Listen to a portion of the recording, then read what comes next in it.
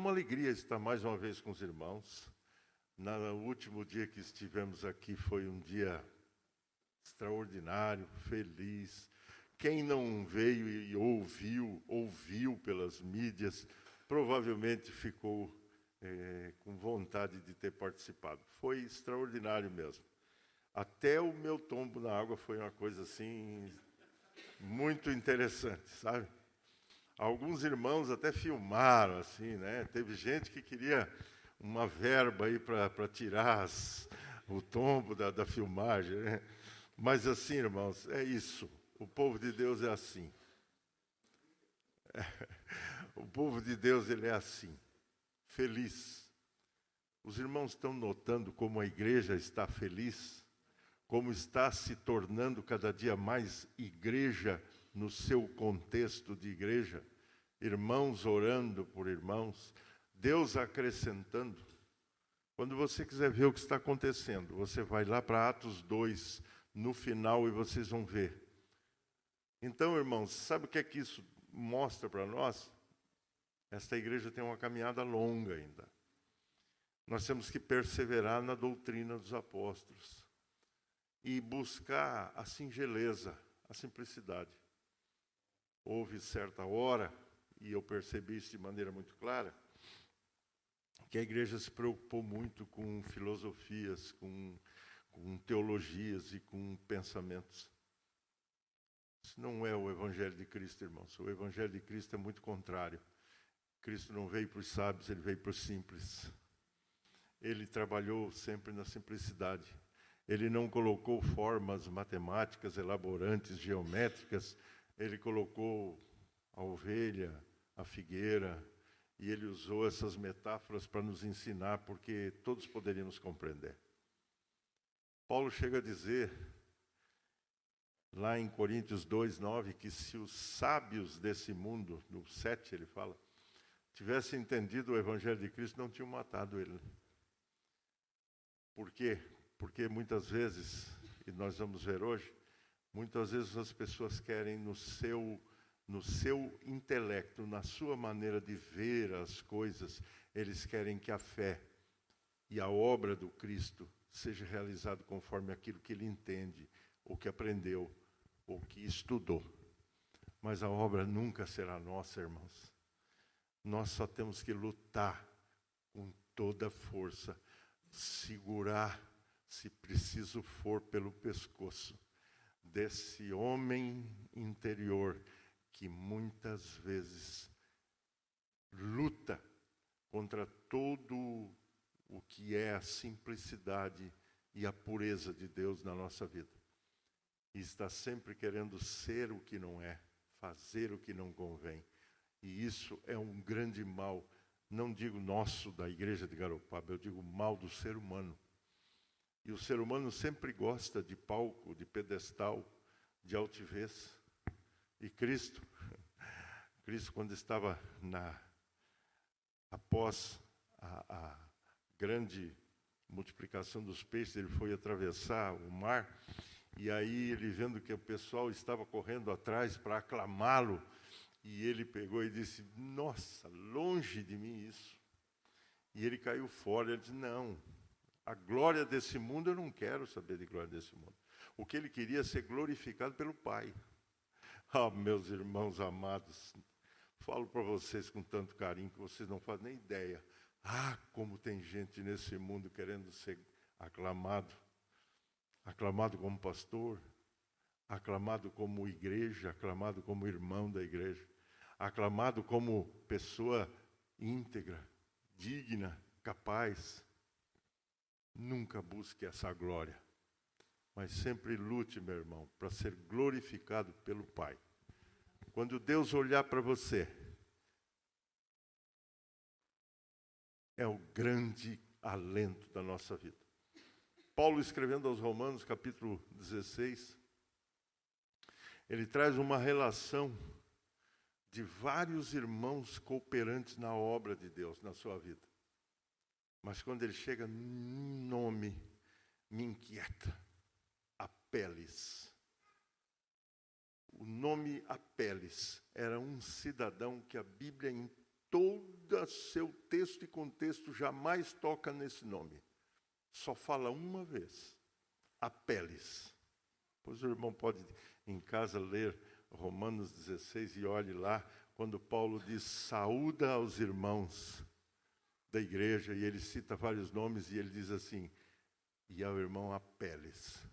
E ele diz embaixo, homem aprovado pelo Senhor. Meus irmãos, que predicado ímpar. Podemos fazer muitas coisas, trabalhar de muito jeito, ter muita luta, muito empenho, mas no final, o grande valor é nós recebermos a aprovação do nosso Deus. Então, Apeles é um nome extraordinário. Abramos as nossas Bíblias no Evangelho de João, capítulo 11.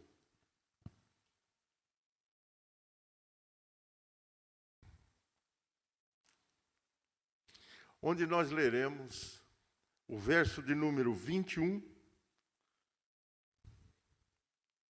até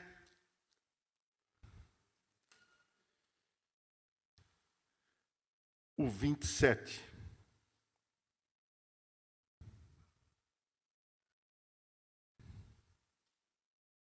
Necessariamente ao 26. Vamos ficar de pé, meus irmãos? E nos diz assim a palavra. Disse, pois, Marta a Jesus, Senhor, se tivesses aqui, não teria morrido meu irmão. Mas também sei que, mesmo agora, tudo quanto pedires a Deus, Deus te concederá. Declarou-lhe Jesus, teu irmão há de ressurgir. Eu sei, replicou Marta, que ele há de ressurgir na ressurreição, no último dia. Disse-lhe Jesus, eu sou a ressurreição e a vida. Quem crer em mim, ainda que morra, viverá. E tudo o que vive e crê em mim, não morrerá eternamente. Crês isto? Deus e Pai, louvamos o Teu nome pela Tua grandeza, pela Tua majestade, por quem o Senhor é. Mas, Pai, pedimos que o Teu Espírito nos dê entendimento da Tua palavra, que haja edificação na Tua casa nessa manhã e que haja conversão para que verdadeiramente possamos crer no Teu nome e na Tua palavra, em nome de Cristo. Amém. Podeis assentar? Meus irmãos queridos, a grande realidade do processo formado por essa miscigenação de pessoas e de credos, e achei muito interessante a nossa irmã de Bagé, eu já fui em Bagé, é o segundo lugar que tem, eu não sei se ainda tem, a Marion. Tem Marion lá ainda? Não sabe o que é Marion? Marion é a maior draga em céu aberto, que faz dragagem, né, que abre a terra, lança a escavadeira e lança. Só teve duas desse porte no Brasil. Uma em Siderópolis. Destruiu Siderópolis. Siderópolis até hoje, vocês vão lá, tem rejeito de carvão para tudo quanto é lado. Porque a mineração, o carvão ele dá em certa camada do solo, e as minas, muitas delas depois passaram a cavar, fazem o seu buraco e lá por baixo eles vão cavando e tirando carvão. Mas a Marion, ela foi adquirida porque ela arrancava toda aquela capa de terra em cima e deixava então o carvão, tirava o carvão e o rejeito do carvão era jogado no lado. E assim os irmãos imaginam, né? Criciúma, a região toda passou por isso, né? Criciúma hoje é recuperada, mas Siderópolis até hoje sofre com isso, porque quase que 100% daquele território foi tirado de cima. Então, conheço Bagé porque só tinha Siderópolis, e a de Siderópolis depois foi para Bagé também, essa máquina. Então, quando falou, eu lembrei desse fato. Mas, enfim, quando nós vimos essa miscigenação de ideias, de muitas teologias, muitos púlpitos, muitos pregadores, várias culturas, várias experiências, nós começamos a analisar que tudo isso é muito interessante. E o pior é que todos nós passamos, de uma maneira ou de outra, somos resultado disso.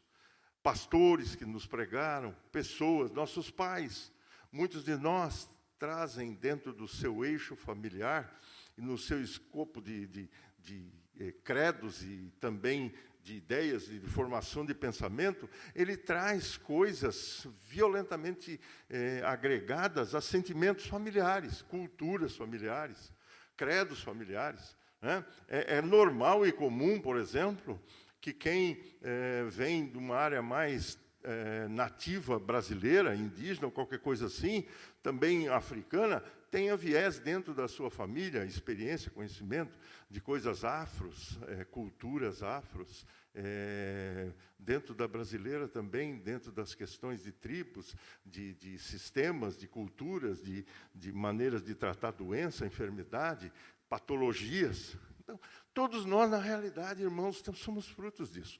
Alguns de nós, eu tive esse prazer, criei 2 filhos e os 2 têm faculdades, estudaram, como se diria, né? Para ser alguém, tinha que estudar, né? A gente só vai descobrir que o estudo não serve para nada, a não ser para nos dar um direcionamento. E se nós não tomarmos o direcionamento e nos empenharmos, o estudo só serve para incomodar, não é?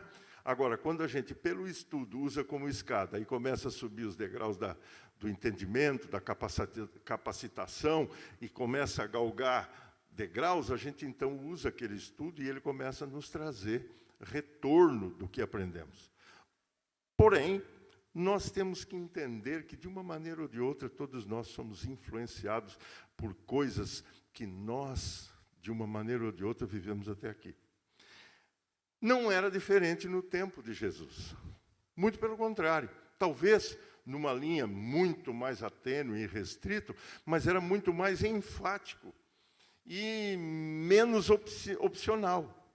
Então, vínhamos ali 2 irmãs, ou 3 irmãos, um falecido, e eles vinham de uma situação de extrema religião.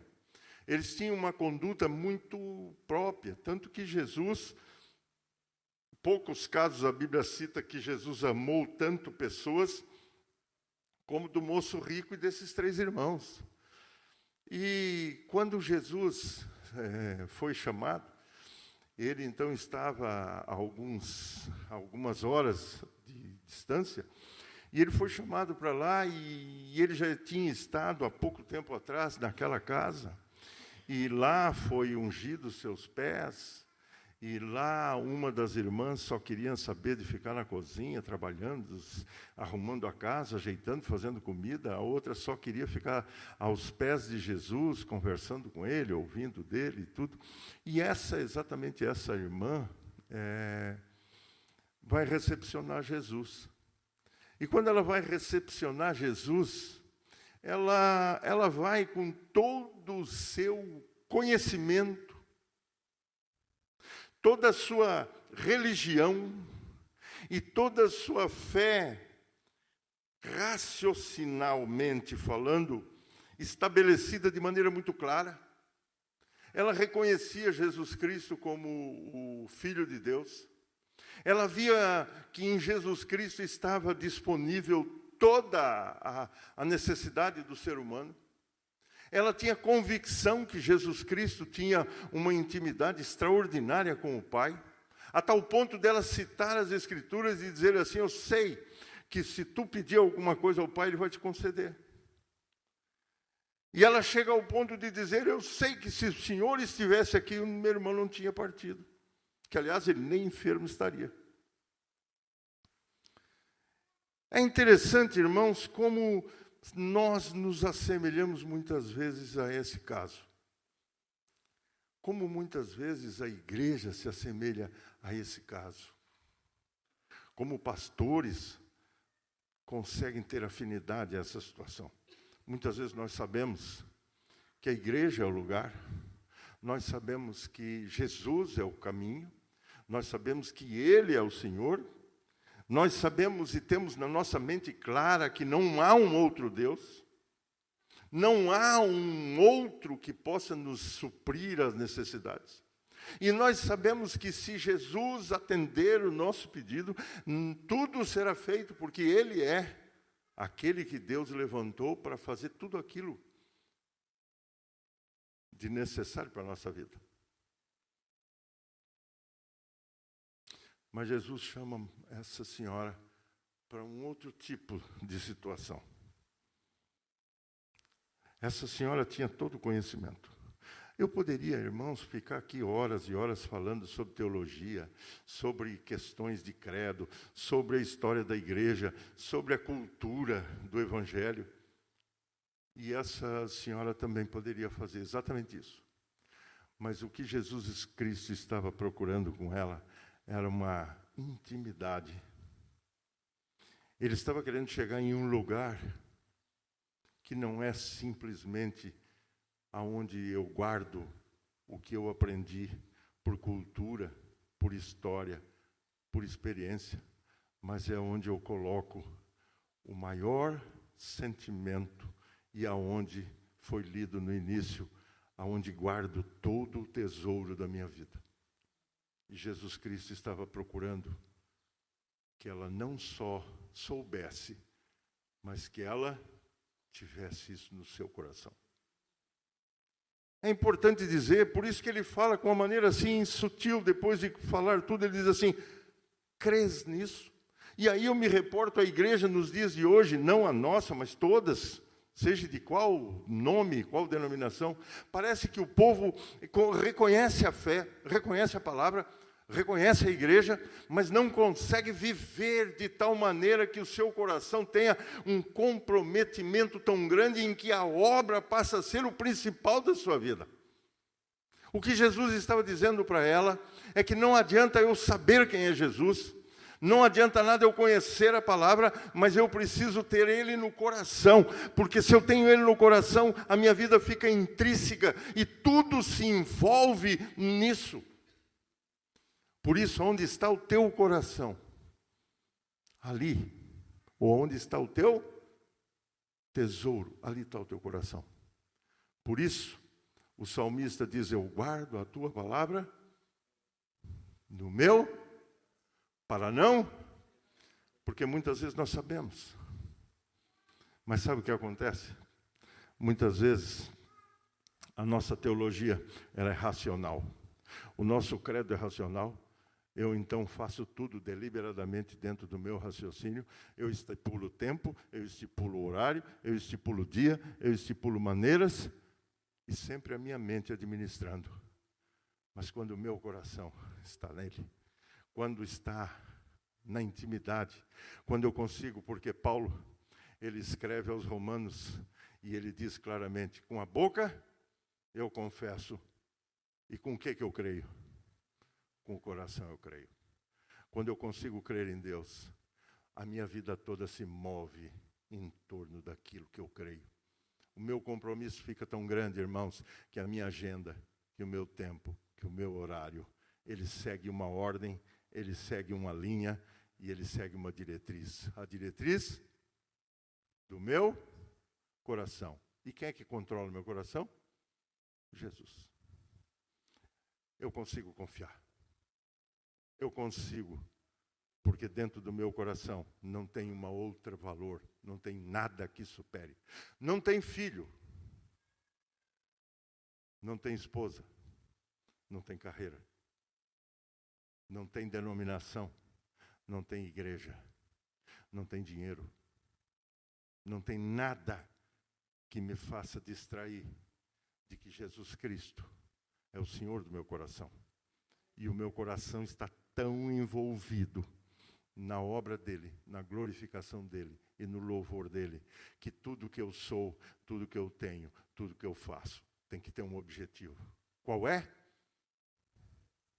Mostrar que eu realmente creio e no meu coração nada mais move a não ser com esse valor de Jesus Cristo. Quando eu creio, e o que então Jesus Cristo estava dizendo para essa senhora, ele estava dizendo assim, tu crê?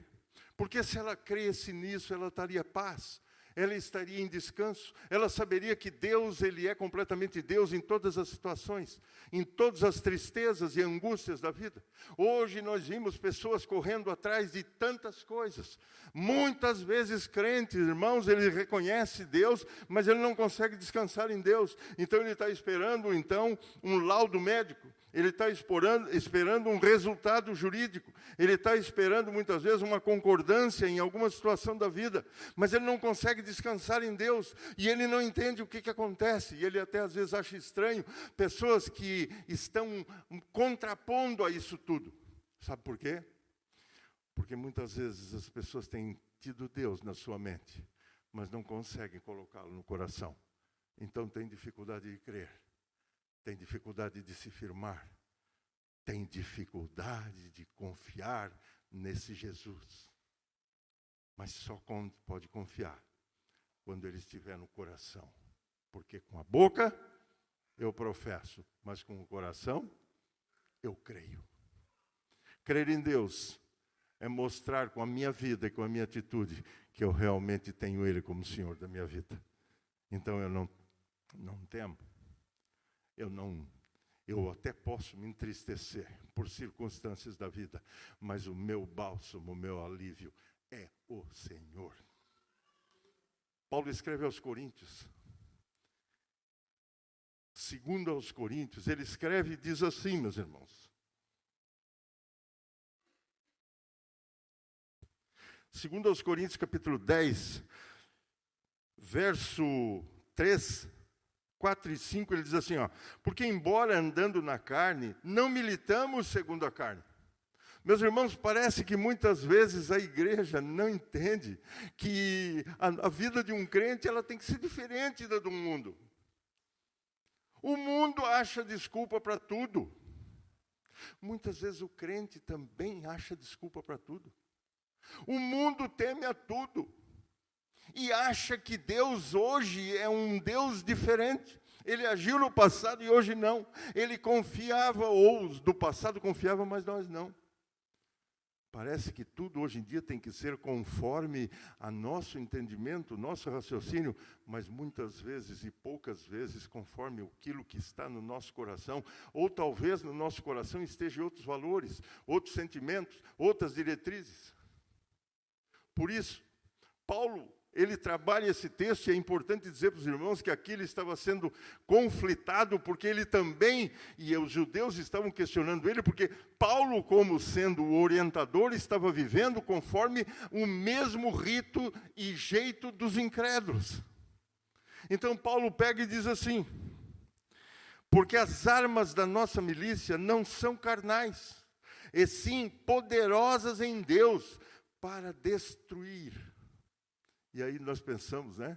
Muitas vezes o crente, às vezes ele quer orar para tirar aquele irmão fraco, aquela outra denominação que causa problema, ou alguns que falam mal da igreja, ou alguém que se levanta contra a igreja, dizendo, eu vou destruir isso. Não, irmãos. A destruição que Paulo está falando aqui, observe. Para destruir fortalezas, anulando nós sofismas e toda altivez que se levanta contra o conhecimento de Deus e levando cativo todo o pensamento à obediência a Jesus Cristo. Meus irmãos, o que Paulo está falando e Jesus estava falando àquela senhora é que quando eu creio em Jesus Cristo, tudo que se levanta contra o pleno entendimento e conhecimento de Deus, eu então agora, capacitado, orientado pelo Espírito Santo, eu tenho agora essas armas poderosas para destruir tudo que tem da minha mente, no meu coração, ou em qualquer lugar ou pessoa, ou religião, ou fé, ou credo, que se levanta contra o pleno conhecimento de Deus. E o pleno conhecimento de Deus, meus irmãos, é um só. Crês também tu nisso? E foi essa a pergunta que Cristo fez àquela senhora, crês isto? E às vezes nós, na igreja, não conseguimos crer também.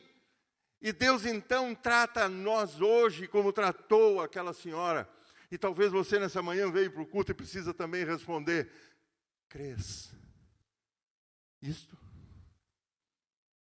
Que aquele que está vivo e consegue crer não morrerá eternamente. Porque parece que as circunstâncias, eu sei, irmão, já passei por isso olha, nem sei contar às vezes. Parece que tem horas na vida que as circunstâncias são tão fortes e violentas, as angústias, as tristezas, os dissabores da vida, eles nos cercam por todos os lados e nós perdemos a alegria da vida, perdemos o contentamento da vida, perdemos até o rumo, às vezes, da vida. Sabe por quê? Nós não sabemos. Agora, Cristo esclarece: crês nisso? A falta de crer em Jesus. Jesus nos chama para um relacionamento íntimo dentro do nosso coração.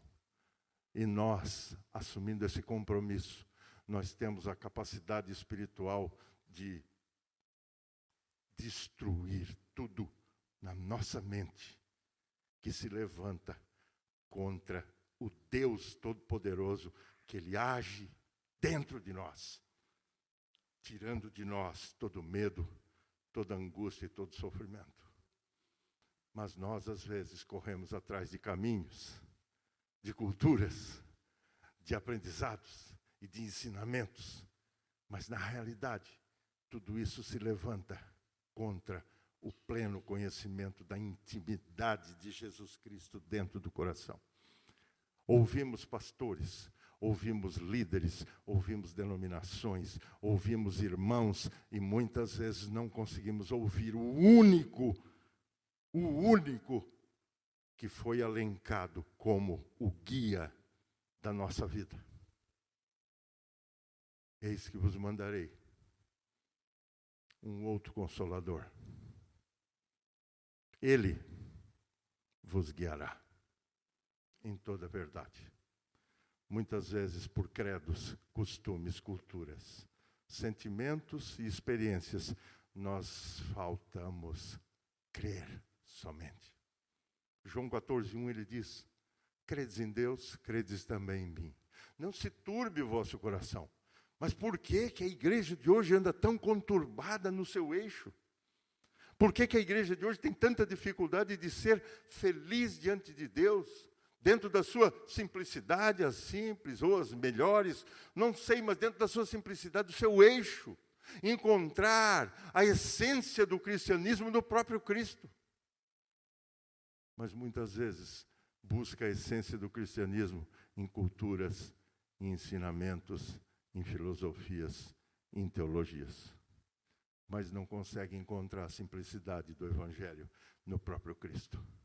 O que Cristo estava tratando lá, com aquela senhora, Ele quer tratar comigo e com você nessa manhã.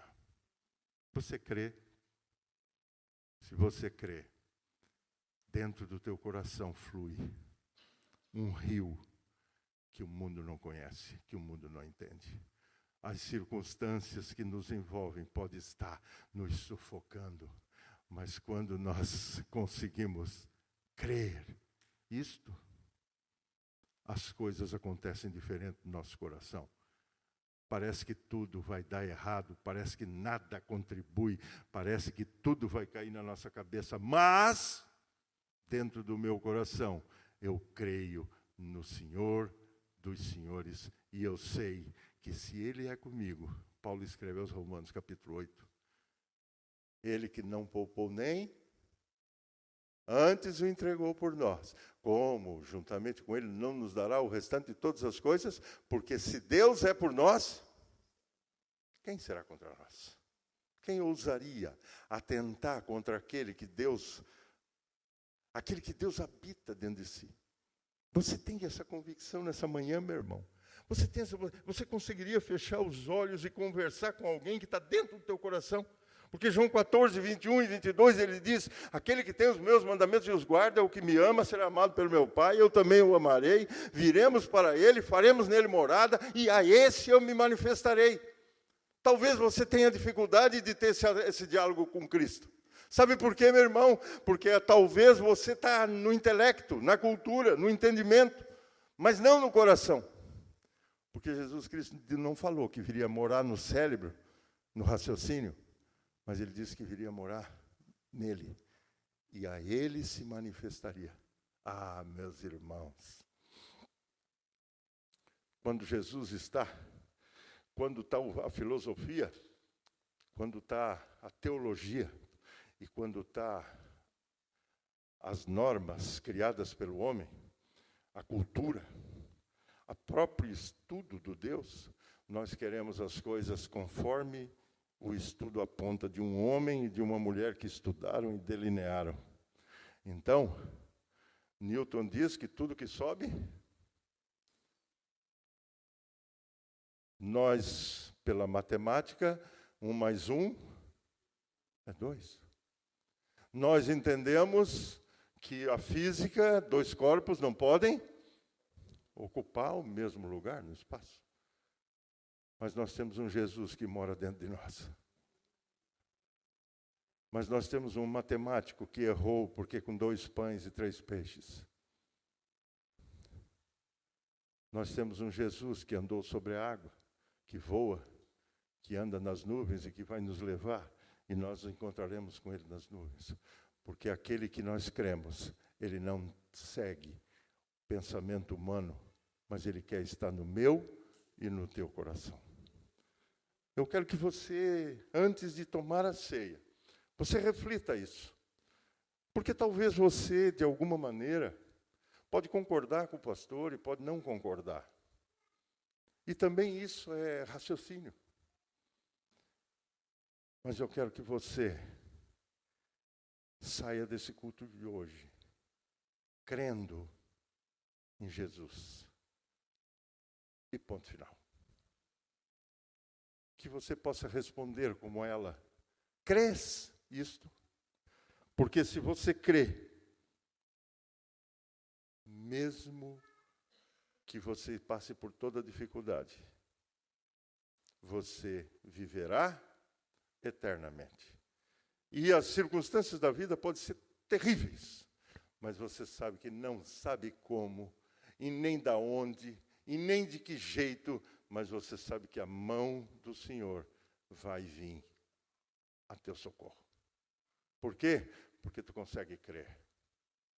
O que Jesus estava tratando com aquela senhora não era teologia, não era filosofia, não era nenhuma fórmula mirabolante de chegar aos céus. Mas o que ele estava tratando é que ela precisava abandonar tudo isso, não no sentido de agora se extraviar, mas deixar tudo isso em segundo plano e somente crer em Jesus.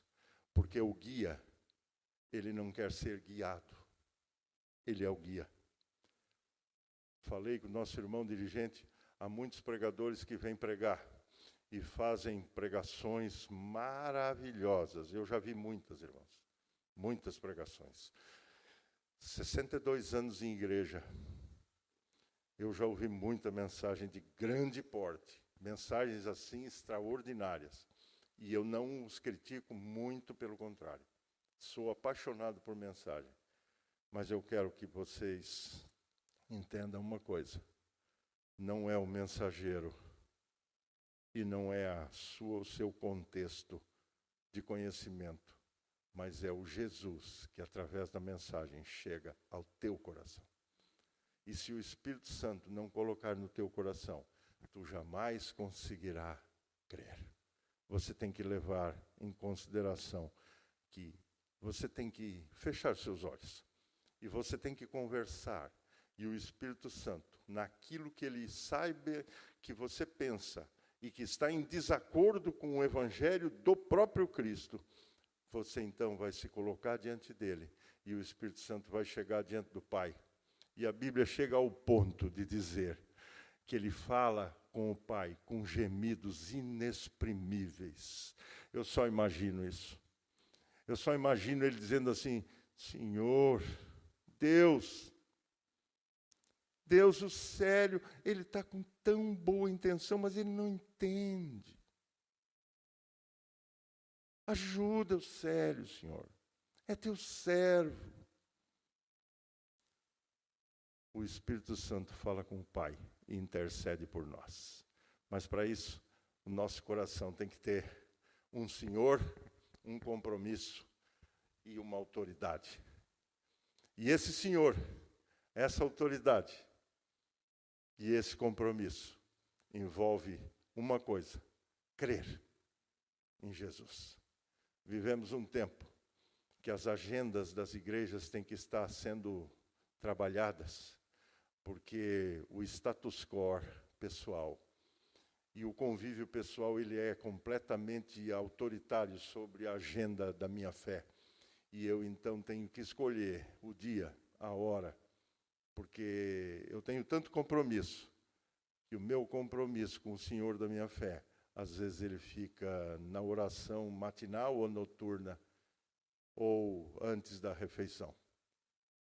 O que Jesus quis dizer para ela é que crer é assumir um compromisso onde Jesus Cristo é o Senhor pleno da nossa vida. E o que eu vou fazer? O Espírito Santo vai organizar a minha vida, ordenar a minha vida, porque a missão dele, ao vir à terra, não era falar dele, mas era fazer com que nós entendêssemos em como nós pudéssemos glorificar a Jesus Cristo, o Senhor da nossa fé. Baixe a sua cabeça. E eu gostaria, nessa manhã, que você pudesse terminar esse tempo respondendo isso. Porque Jesus não estava num ato de tratar só a questão daquela senhora, mas ele, através da sua palavra, queria tratar o nosso coração. Ela respondeu, muito bem, teologicamente perfeito. Mas Jesus, sabendo que não adiantava nada ela sabendo o intelecto, mas ele queria que ela cresce no coração, ele fez a perguntinha básica para ela. Crês isto? Ela afirmou tudo tão bem, mas não cria. Ou ele fez uma pergunta para que ela respondesse para si, tu crê? Porque se tu crê, tu descansa. Se tu crê, tu vive pela fé. Se tu crê, o teu compromisso, a tua dedicação para a obra é acima de qualquer outro valor. Tu crê nisso? E ela, então, pôde entender o tratamento de Jesus.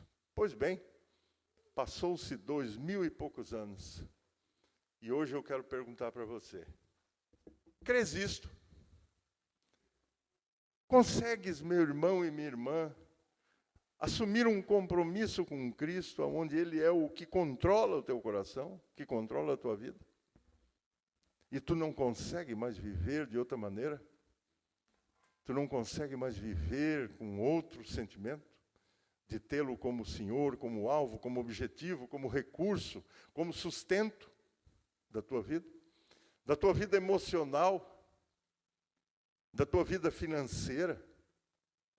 Da tua vida como pessoa, como irmão, como esposa, como esposo? Você consegue crer a ponto de ser conduzido por Ele, orientado por Ele, guiado por Ele? Você crê? Se você crê, meu irmão, maravilha. Maravilha. Agora, não seja um crente técnico, porque a técnica vem pelo conhecimento e pela cabeça, pelo raciocínio. Mas seja alguém que creia e se submete a Jesus Cristo. E eu quero convidar você, é uma oportunidade que você vai ter nessa manhã. Se você entendeu e você quer que esse Jesus assuma o controle do teu coração, do teu sentimento, eu peço que você se coloque de pé, para que a gente possa estar orando, para que verdadeiramente Jesus Cristo, ao receber a tua resposta, possa inundar teu coração de tal maneira que você viva essa fé ardentemente. Deus e Pai, louvamos o teu nome, pela tua palavra, pelo Senhor, porque o Senhor é um Deus incomparável, inigualável. O Senhor é o Deus Todo-Poderoso.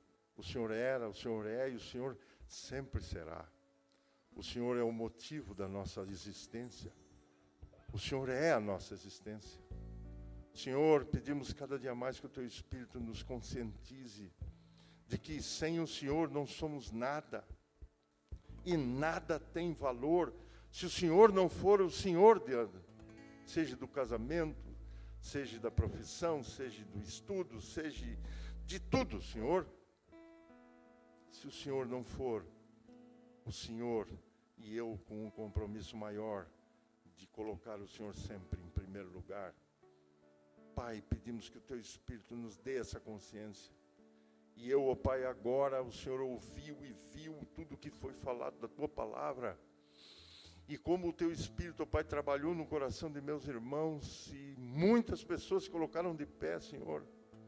Eu não os conheço no seu sentimento e na sua conduta, mas sei que o Senhor conhece no mínimo, Pai, cada palavra, cada sentimento, cada tristeza, cada angústia e cada alegria de cada coração e de cada sentimento. O Senhor conhece a história de cada um deles, desde o início do mundo até o final e tudo o que acontecerá. E eles se colocam diante do Senhor, pedindo, Pai, que o Senhor dê entendimento, sabedoria, e que o Senhor é o recurso, o Senhor é o princípio, o meio e o fim de toda a vida de cada um de meus irmãos. Pedimos ao Pai que o Senhor, através do Teu Espírito, guie e conduza cada mente, cada sentimento cativo, como Paulo escreve aos Coríntios, orientado pelo Teu Espírito, que leve tudo cativo ao Senhor, e que o Senhor, ó Pai, transforme, mude, converta e arrume o nosso sentimento, o nosso pensamento, a nossa conduta, para que dia após dia possamos estar diante do Senhor e viver para o Teu inteiro agrado, Pai. Para a honra e glória do Teu nome, eu coloco cada vida na Tua presença e peço, Pai, que o Senhor os abençoe, e peço em nome de Cristo.